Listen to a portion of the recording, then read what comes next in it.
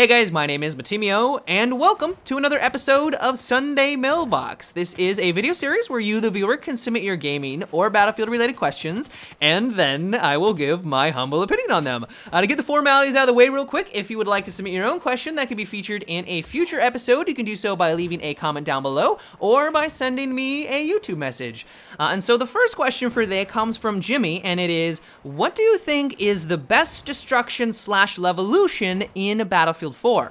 So there's a lot of good destruction in this game, but I think my favorites are the homes or houses on gold mud railways, especially when you're playing TDM or domination. Like, everything on that map is destructible. The homes are, you can bring them to the ground.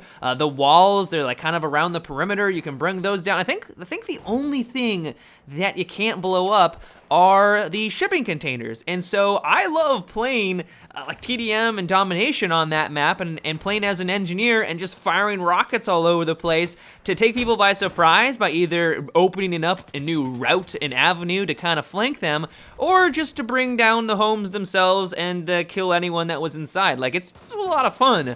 And then on top of that, it kind of brings me back to my Bad Company 2 days, where basically everything in that game was fully destructible. You fired a rocket at a building, you could take it down. And I know that was a very large critique of Battlefield 3, the previous game, where there wasn't that type of destruction. And so it's nice to see that it's kind of been added back into Battlefield 4, and while it's not on every single map, like you can't bring down every single skyscraper, it's nice to see that there are buildings in there that have that fully destructible capabilities. And I think it's actually even advanced, or there's even more of it in Battlefield 4 compared to Bad Company 2, where the buildings have more walls to destroy, they're a little bit larger, there's more, there's just more surfaces that you can blow up, and it gives you more options, and I love that. But as for a major levolution moment, I think my favorite is going to have to go to the IEDs on Gold Mud Railways as well. There isn't many things cooler in this game, at least in my opinion,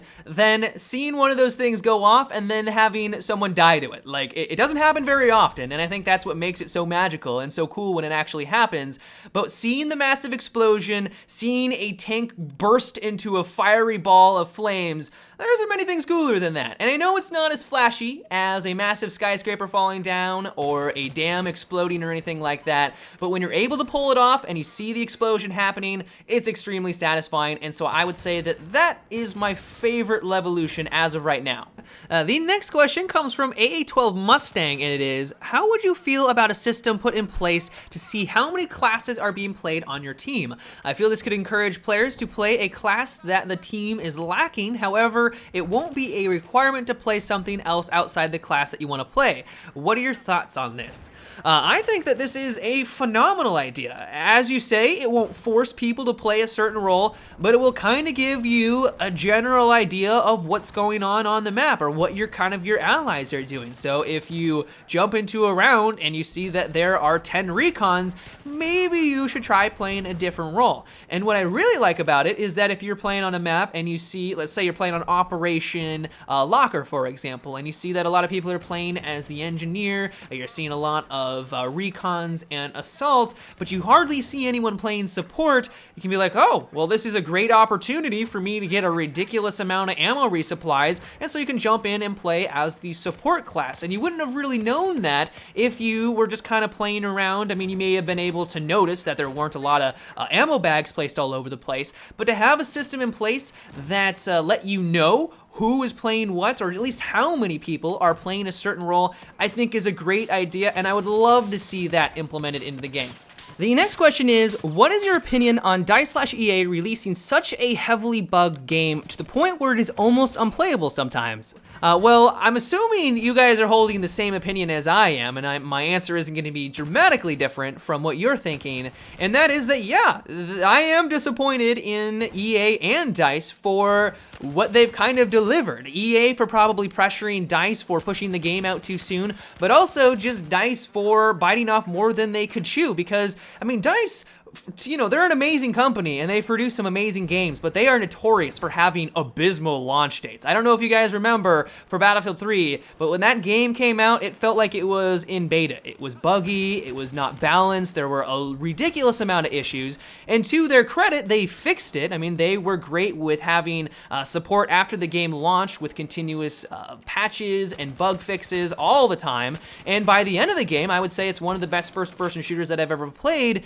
But at the same time, when I buy a video game or when I buy any product, I expect it to work, and I expect it to work well. And I know that a video game nowadays is never going to be bug-free, and I wouldn't expect that, because when you fix one bug, all of a sudden more pop up because there's just so many lines of coding, but it at least needs to be stable. Like, we need to be able to at least play the game and not have crashes every other match, or just not even be able to, to get into a match. I've heard some people are even having problems with that.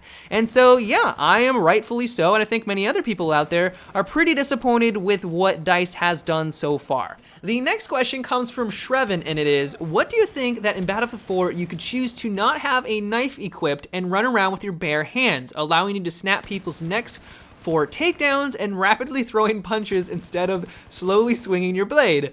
Well, it would definitely be very interesting if they did have this in there, and I mean, it wouldn't change anything dramatically. It would basically just be a different animation. And while I wouldn't be completely opposed to it, honestly, what I would prefer more is just to have maybe some slight variations to the existing animations that we have for knives already. Like, I unlocked the machete, which you get through, I think, the campaign, the single-player campaign, and I was expecting it to be this awesome new weapon that have a different animation, where you maybe go for more of a hack and slash on the enemy, but you use it the same way as you do the shank, where you just kind of like stab it directly through their vest, right into their heart. And I don't know if you guys are aware, but machetes usually do not have a very pointed end, and they're not meant for stabbing. Like, they're meant for hack and slash. They're meant for taking down shrubs and stuff like that. And so to not have a different animation was a little disappointing for me. And so what I would kind of like to see is to maybe have just a couple variations of the animations for the existing knives. And if they don't have the resources to do this, we already talked about how they're already struggling with the resources that they have, then don't do this. But for a future DLC or way off in the distance, if they had in some different animations, it could make some of the knives just feel more unique. It wouldn't just be the same animation over and over, and I think that would be a nice addition. But yeah, guys, that is it for today's Sunday Mailbox. I hope you enjoyed. Once again, if you would like to submit your own question that could be featured in an upcoming episode, you can do so by leaving a comment down below or by sending me a YouTube message. But until tomorrow, have a good one and take it easy.